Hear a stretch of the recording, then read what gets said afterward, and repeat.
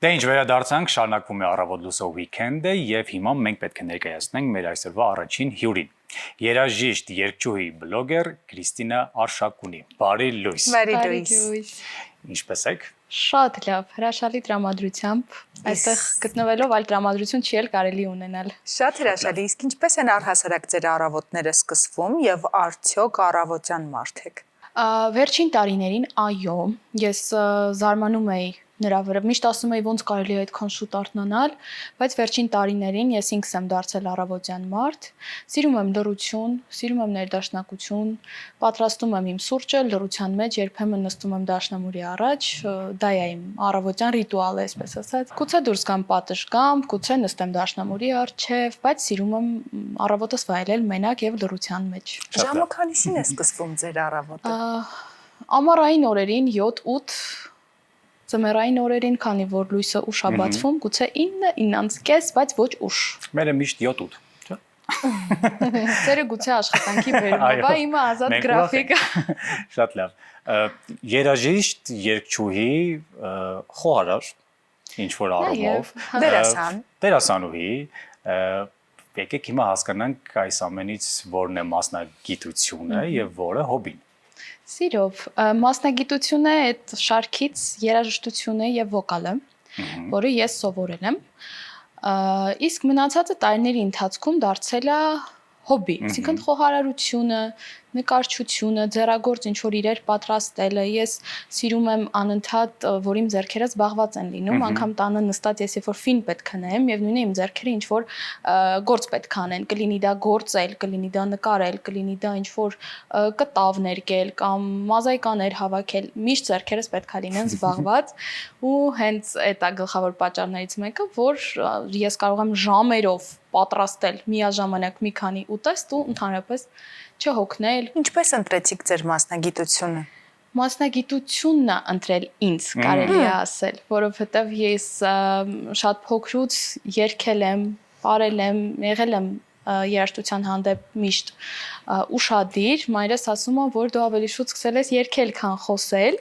ու մորիցս եմ ժառանգել իմ երաժշտական տաղանդները, նաև այս ժամանակին երգել է երգչախմբում,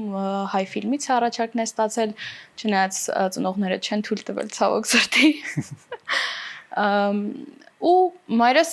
այն ճանապարհը, որ ինքը չի անցել, շատ ուզել է, որ ես անցնեմ ու հնարավոր բոլոր տարբերակներով ինձ ուղղորդել է դեպի մեծ բեմեր։ Ու ընդունվել եմ շատ փոքր տարիքում Երգի պետական թատրոն,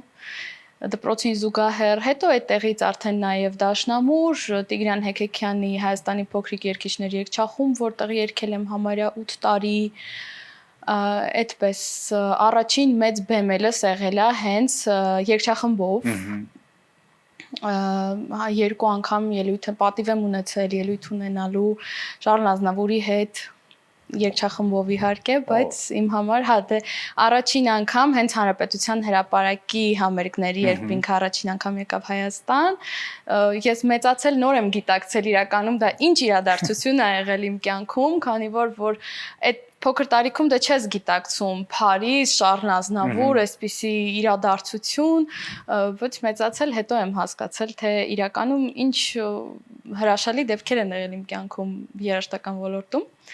Ցավոք սրտի վերջին տարիներին դադարել եմ զբաղվել երաժշտությամբ, միայն սենց տան պայմաններում իմ նվագելը, իմ երգելը։ Ինչու՞։ Այսպես ասած, կյանքի բերումով հոգսերի այլ ծանրաբեռնվածությունից ելնելով կենտրոնացա ավելի շատ աշխատելու եւ կայանալու վրա, դրա համար երաժշտությունը ցավոք սրտի X ժամանակով մղվեց ետին պլան։ Այդպես, բայց այնպես չի, որ երաժշտությունը իմ կյանքից բացակայել է, թեկուզ մի րոպե ես միշտ քթիս տակ միշտ երգում եմ, միշտ նվագում եմ, անգամ իմ կյանքում կար մի ժամանակաշրջան բնակարանի տեղափոխման հետևանքով, որ ես մնացել էի առանց երաժշտական գործիք, իմ դաշնամուրը մնացել էր, հնարավորություն չկար տեղափոխելու, ես սեղանին անընդհատ այսպես, որ այդ բնավորությունը, այդ կարոտը երաժշտության իմ մեջից ոչ մի կերպ դուրս չէր գալիս, ու երբ որ նոր բնակարանում ձեռք բերեցի արդեն իմ նոր երաժշտական գործիքը, հարևանները շատ ծանր տարան ինչ ասկա։ Իսկ այս ամբողջ, որ մենք խոսեցինք այս ամբողջից, որն է ամենահոգեհարազատը ձեզ։ Բոլորը։ Ես չեմ կարող դասավորել, որ սա ավելին է, քան սա, որովհետև նախ ես տրամադրության մարդ եմ նաև, կարող է գա մի շրջան, որ ես ամբողջ օրը պատրաստեմ, կամ մի շրջան, որ ես ամբողջ օրը երգեմ, մի ժամ էս անեմ, 2 ժամ այն անեմ, այսինքն ես ամեն ինչ եմ սիրում, ես սիրում եմ ստեղծել, ես սիրում եմ արարել, կապ չունի ինչ ոլորտ է, ես սիրում եմ նորություններ փորձել, ամեն ինչի մեջ ես սիրում եմ փորփրել, պրպտել, սովորել, ամենակարևորը, ինձ հետաքրքիր է այս աշխարհում ամեն բան։ Օրինակ ինձ մոտ տպավորություններ, որ ամենահոգեհարազատը միևնույն մնում է երգն ու երաժշտությունը։ Այդ առանց բացառությունների, բայց իսկ ինչու ոչ, օրինակ ամեն ինչի մեջ կարելի է տեսնել երգերաժշտություն, չէ՞։ Այո։ Չէ՞ որ տարական օրինակ ինչ որ մի բան կտրատելը, դանակի զնգոցը, դա եւս երաժշտություն է, ինչու ոչ։ Ամեն բան է այս աշխարհում երաժշտություն։ Ես եմ շատ սիրում խոհանոց դրա համար։ Հա։ Հիմա որ ոլորտում եք ավելի ակտիվ, եթե ծալել եւ մի կողմ եք դրել երաժշտությունը։ Եթե համարենք բլոգինգը ոլորտ, ինչը այսօր այո դարձել է եւ ոլորտ եւ մասնագիտություն ինչ որտեղ, իրականում դա շատ ծանր եւ պատասխանատու աշխատանք է։ Ես չեմ ընտրել զբաղվել բլոգերությամբ։ Դա տարիների ընթացքում ինքնաբերաբար ստացվել է, որ իմ Instagram-ը բացվել է մոտավորապես 12 տարի առաջ։ Ես այնտեղ պարզապես փոստում էի նկարներ, չնայած այլ բան փոստելու հնարավորություն էլ չկար այդ ժամանակ։ Որից հետո սկսեցի փոստել տարբեր իմ երաժշտական կատարումներից, նվագներից, իմ սեփական թեկուզ երգերից։ Այդպես այդ ժամանակ սկսեց տարածում գտնել այդ գեղեցիկ նկարները, բան այդ ժամանակ դե ակտուալ էր, չէ՞, որ խմբեր կային տարբեր, որ փոստում էին տարբեր սիրուն կերպարների կամ երաժշտական տենցալիքներ։ Այդպես քիչ-քիչ էջը սկսեց ակտիվություն հավաքել ու տարիների ընթացքում, ժամանակի ընթացքում տենց ակտիվությունից ելներով սկսեցի տարբեր գովազդային առաջարկներ ստանալ, ուրախանալ դրանից ու այս վերջին արդեն տարիներին դա դարձավ հիմնական աշխատանք։ Այսինքն այլ գործունեություն որպես աշխատանք, որը բերում է եկամուտ, ես ներկապահին չեմ ծավալում ու շատ սիրում եմ իմ գործը անկեղծ ասած, որովհետև ազատ դու կարող ես աշխատել ու ստեղծագործել։ Այո, բնականաբար։ Բովանդակությունը, հա, կոնտենտը ինչպիսին է եւ ինչ բովանդակություն եք ստեղծում։ Իմ էջում կա համարյա թե ամեն ինչ։ Այսինքն չկա որևիցե մի ուղղվածություն, որ ասեմ իմ բլոգը խոսում է այս ուղղվածության մասին։ Այսինքն աղջկա կան թիթիզ բաներից, սանրվածքներից, մեյքափից, հագուստից, բռնած ընդհուպ մինչև վերանորոգում իմ էջում կա։ Մենք անպայման։ Մենք դա նկատել ենք։ Հա, չկա ինձ գիտեք դուրա գալիս են, որ իմ հետևորդները սպասում են, օրինակ, այսօր ինչ եմ կոպիտ ասած բստրելու, այսօր ինչ եմ անելու, խոհանոց եմ գցելու, երգ եմ գցելու, հագուստ եմ գցելու, ինչ որ ձեռագործ աշխատանք եմ գցելու, այսօր ինչ եմ անելու, հենց դա է ինձ դուր գալիս հենց իմ էջի մեջ, որ ես ուզում եմ, որ մարդիկ չձանձրանան իմ էջում, գտնեն իրենց համար համարյա ամեն ինչ իրենց հետաքրքրում է ու իմ էջը թերթելուց չտեսնեն միապաղաղություն, միանմանություն, չձանձրանան։ Բացի դրանից ես հաճույք եմ ստանում, որ խառը բաներ եմ անում ու փորձում եմ դա ներկայացնել։ Ինձ էլ է դա հաճելի, հուսամ դիտորդներին եւս դա հաճելի է։ Ինչպիսի խոհարար եք դուք, Կրիստինա։ Ինչպես ստեղծվեց դա, ինչպես առաջացավ։ Ես տեսել եմ շատ համեղ, շատ ախորժելի եք պատրաստում։ Շնորհակալ եմ անչափ։ Ախորժակս բացվեց, ինչ խոսք, բայց Դե առավոտ է դեռ չեք նախատեսել հավանաբար։ Բաղադրատ տոմսերը հորինում եք, մտածում եք, վերցնում եք։ Կան բաներ իհարկե, որոնք վերցնում եմ, քանի որ կան այնտեղ ուտեստներ, որոնք դարերի պատմություն ունեն, բայց պատրաստում եմ իմ տարբերակով։ Չեմ սիրում սահմանափակումներ, չեմ սիրում հստակ ինչ-որ կանոնակարգ անգամ ուտեստների մեջ։ Ես ամեն բան անում եմ իմ սրտով եւ աչքաչափով։ Անգամ մեկնաբանություններում լինում է, որ գրում են Քրիստինա ջան, հստակ բաղադրատոմս տուր, քանի հատ ես, քանի գրամ են, ասում եմ երեխեք ջան, չգիտեմ, ես աչքաչափով եմ պատրաստում։ Դրա համար էլ ստացվում է։ Պիտի զգաք, հոգի դնեք այդ ամեն ինչի մեջ ու հաստատ կստացվի։ Էնպես չի, որ ես սենց ինչ պատրաստել եմ առաջինից սենց ստացվել է, դրանում եւս տարիների փորձ կա։ Ու այդտեղ էլ ընդամենը խոսել է սերը ես պատրաստելու ընթացքն եմ սիրում։ Շատ անգամներ լինում է դեպքեր, որ ես պատրաստում եմ եւ չեմ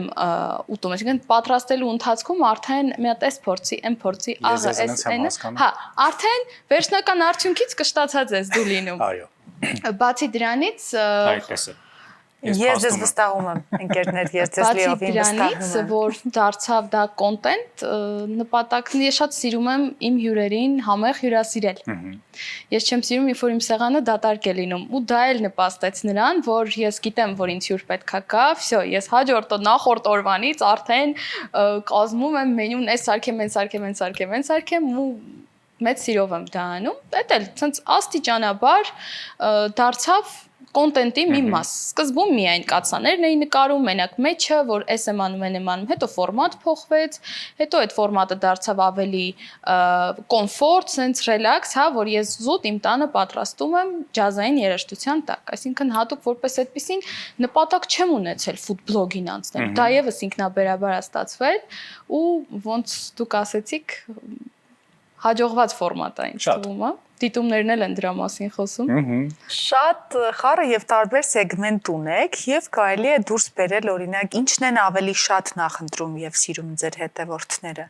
Կան արձագանքներ, որ միանշանակ արձագանքների մեծամասնությունը պատկանում է խոհանոցին կամ օրինակ գեղեցկության ոլորտին վարսահարդարում եւ դիմահարդարում կամ ձեռագործ աշխատանքներ։ Հարցադրումները, որ լինում են էջում, շատ պահանջում են նոր բաղադրատոմսեր,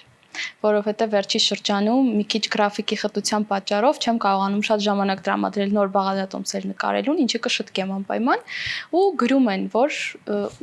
ուրա, պահանջում ենք, ուրա։ Եվ ամենաշատ հարցը, որ հնչում է, ինչու այլևս չեք երգում։ Դա եւս շատ է հնչում։ Այդ հարցի պատասխանը դեռևս ես չունեմ, ցավոք սրտի։ Բայց ինչը վերաբերվում է խոհանոցին, ներկա պահին ամենապահանջվածը դա է։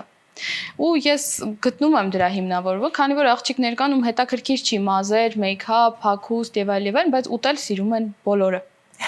Դրա համար էլ պահանջարկը բաղադրատոմսերի միշտ կա։ Կրիստինա, մենք գիտենք, որ դուք նաև նկարում եք ու ձեռագործ աշխատանքներ եք ստեղծում։ Այ հետաքրքիր իմանալ գեներում նկարչի արյուն կա, կարող է։ Այո, կա։ Նկարել որպես այդպիսին ժամանակին դիմանկարներ էին նկարում նվերի տեսքով։ Զուտ էլի զբաղմունք որպես ձեռքի։ Նկարելու տաղանդը ժառանգել եմ մայրիկիս տոհմի կողմից, որտեղ մենք հասնում ենք մինչև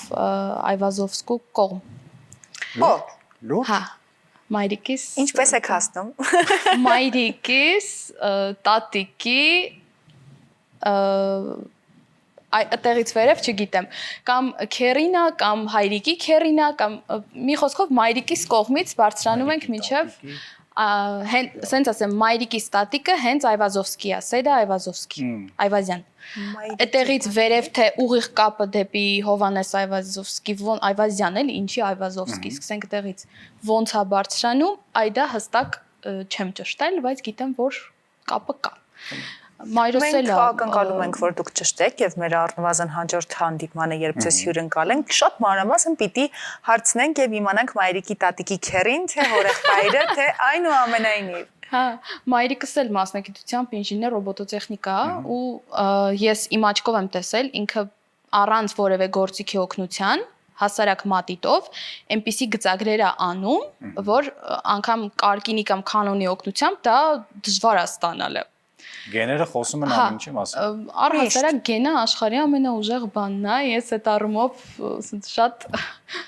շնորհված եմ երկու ծնողներիս կողմից էլ, ինչի համար անչափ ուրախ եմ ու փորձում եմ հենց այդ բոլոր ինձ ժառանգած տաղանդները ոնց որ արդարացնել իմ տոհմածառի առջև, որ եթե տվել եք, ուրեմն մի բան պիտի անեմ ես դրա հետ, չէ՞։ Դրա համար փորձում եմ ամեն կերպ արդարացնել ինձ բաժին հասածը։ Քիչ առաջ մենք խոսեցինք, դուք ավելի ճիշտ ասեցիք, որ վերանորոգման հետ նաև սեր ունեք։ Մենք գիտենք, որ ոչ միայն սեր ունեք, այլև ձեր տունը սեփական ձեռքերով եք վերանորոգել, կարծես։ Այո, շատ հետաքրքիր է ինչպես այդ բարդ կարևորագույն որոշումը կայացրեցիք։ Կնոջ նյարդային համակարգի համար առավելագույն հաճույք է երևի նաև վերանորոգումը։ Հատկապես քանդելու պահոջը։ Այո։ Դե պատմեք։ Ասեմ, նպատակ ունեի սկսել մեր հյուրասենյակից որ քիչ-քիչ փուլ առ փուլ ես իմ տունը ոնց որ սարքեմ, սիրուն, վայելեմ։ Կլինեմ մաքսիմալ անկեղծ։ Վարպետները Խնայել եմ վարպետի գումարը եւ արել եմ ինքս։ Որպեսզի այդ վարպետի գումարով մի բան ավել սարքեմ տանը, կլինեմ անկեղծ։ Ասել եմ ինչի համար վճարեմ մի բանի համար, եթե կարող եմ անել ինքս եւ ավելի լավ, քան բանի վարպետը, ես ասեմ ուղիս է, հենա միանգամից կանեմ ինքս եւ իմ սրտով։ Եթե մի բան էլ են չլինի, գոնե կիմանամ ես եմ սխալ արել։ Բայց հենց այդպես էլ ստացվեց եւ ամեն ինչ ստացվեց իդեալական։ Այո, իմ էջում, որ տեսնում եք հյուրասենյակը ռիլերիս, բաղադրատոմսերիս մեջ, հենց այդ հյուրասենյակն է։ Իսկ կեսկատակես լուրջ առաջարկներ եղել են, այդ ասենք կամ կատակով մարդիկ ասել են։ Պապան մի շրջան ինձ Մոսկվա էր ուղարկում արդեն։ Ասեց գործ կա։ Ասի չեմ գնա։ Իհարկե դա հումոր էր։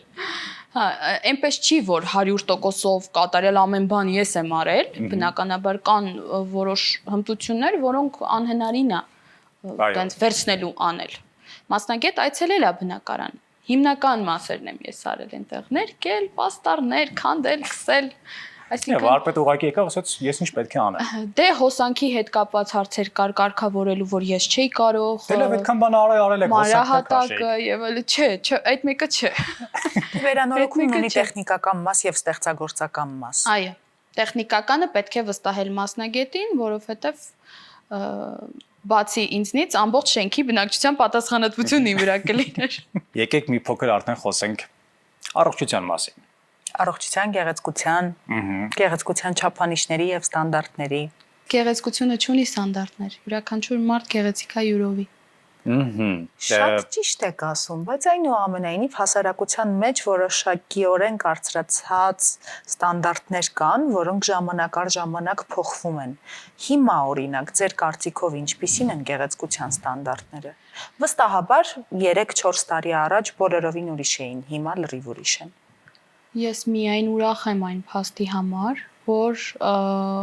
այդ ստանդարտները գնում են դեպի բնականը։ Այսինքն տարիներ առաջվա այդ վատ ստանդարտները վերանում են, ես շատ ուրախ եմ դրա համար։ Իհարկե յուրաքանչյուր մարդու որոշումն է, թե ինչ արտաքինով է նա ուզում ապրել, եւ ոչ ոքի չի կարող ասել դու այս ինչ բանն ես արել կամ ինչու ես արել կամ ինչու չես անում, քանի որ յուրաքանչյուր մարդ գեղեցիկ է յուրովի եւ ինքն է որոշում ինչ կերպարով ապրի իր կյանքը։ Մարմինը իրենն է, որոշումը իրենն է։ Իհարկե կարելի է տալ խորհուրդներ, եթե իհարկե քեզ հարցրել են այդ խորհուրդը։ Բայց ասել այս մարդուն քո այսինչ մասը սենց արա կամ ինչի է սենց արել, դա ըստիս գեղեցիկ չէ։ Իսկ դուք միջամտություններ արել եք։ Դեմքիս ոչ։ Ես արել եմ 1 պլաստիկ միջամտություն մարմնի վերին հատվածի կորեկցիա, լիպոսակցիա նույն ինքը, թևերի եւ որովայնի ներքևի հատվածի։ Դա ձեզ անհանգստացնում էր, հա, ինչ բարդություններ կար։ Ես եկել եմ այդ որոշմանը ոչ թե այն պատճառով, որ ես հաշտ չեմ եղել իմ մարմնի հետ եւ ուզել եմ ինչ-որ փոփոխություն անել, այլ ես արել եմ այդ քայլը, որպեսզի ես վերադառնամ այն մարմնին, որում եղել եմ, մինչև առողջական խնդիրը։ Վահանաձև գեղձի խնդրի պատճառով ես 2 անգամ ունեցել եմ շատ մեծ քաշի տատանում, այսինքն 2 անգամ ես քաշ եմ հավաքել եւ գցել եմ, հավաքել եմ եւ գցել եմ, եւ այդ հորմոնալ խանգարումների հետևանքով առաջացել էր ոչ բնական մարմնի ձևացում, այսպես ասեմ, հա, ճարպի կուտակում, որը արհեստական կերպով էր հավաքված եւ բնական ճանապարհով հետ վերադարձնել գրեթե անհնար էր, ես որոշեցի ազատվել այդ ինձ խանգարող խնդրից պլաստիկ միջամտության միջոցով եւ վերադարձրեցի ինձ այն մարմնին, որում ես եղել եմ մինչեւ իմ վահանաձև գեղձի խնդիրը։ Այսպես ասեմ, ցանկացած միջամտության ես կողմնակից եմ, կլինի դա դեմքի, կլինի դա մարմնի, կլինի դա մազի, ինչ ուզում են կարող են մարդիկ անել, եթե դա չի վնասում առողջությանը եւ չափի մեջ է։ Միջամտության դիմելուց առաջ հնարավոր չէ սննդակարգով եւ ֆիզիկական ակտիվությամբ փորձել վերականգնել քաշը, թե դա որոշում է արդեն։ Նայեք, այստեղ խնդիրը քաշի մեջ չէր։ Ահա։ Այստեղ խնդիրը վիզուալ, կոնկրետ հատվածների մասին էր։ Կոնկրետ լիպոսակցիան մարմնի քաշի հետ բացարձակապես ոչ մի կապ չունի։ Ես վիրահատությունից առաջ եւ հետո առեսօր ունեմ նույն քաշը։ Եթե դուք օրինակ ունեք 20 եւ ավելի կիլոգրամ ավելորդ քաշ, լիպոսակցիան թույլատրում է մինչեւ մաքսիմում 4 լիտր ճարպի հեռացում։ Այսինքն այդ 4 լիտրը ձեզ ոչինչ չի տալու, եթե դուք 20-ից ավել կամ 10-ից ավել կիլոգրամ ավելորդ քաշ ունեք։ Այսինքն դուք եթե անգամ դիմեք բժշկի նման վիրահատության համար, ձեզ ստիպելու են, որ դուք նիհարեք մինչև X կետ, նոր կատարեք տվյալ պրոցեդուրան։ Այլ կերպ դա ուղղակի չի աշխատի։ Գնալով դեպի ամփոփում, երբ հիմա նայում եք հայլու մեջ, ինչպիսի Կրիստինա եք տեսնում դուք։ Դուք գուցե չհասկանաք կամ հերոստատիտողը գուցե չհասկանա, բայց այն մարդիկ, ովքեր որ ինձ ճանաչում են եւ գիտեն իմ կյանքի անցած ճանապարհը, մեկ բառով կասեմ հաղթահարած։ Ինչն էլ ամենակարևորն է։ Այո։ Հաղթած եւ հաղթահարած էլ ամփոփում ենք մենք մեր զրույցը։ Շնորհակալություն շատ Ձեզ եւս Կրիստինա։ շնորհակալ եմ շատ։ Այո, իսկապես շնորհակալ ենք։ Դե հաղթարած է, որ այսքան բան կարողանում անի, չէ՞։ Միանշանակ։ Հաղթած մարդն ամենա կարողանում այսքան բան։ Ինչքան բան է պետք հաղթահարել։ Ու ինչքան բան կա, որ մենք չգիտենք եւ դեռ ինչքան բան կա հաղթահարելու։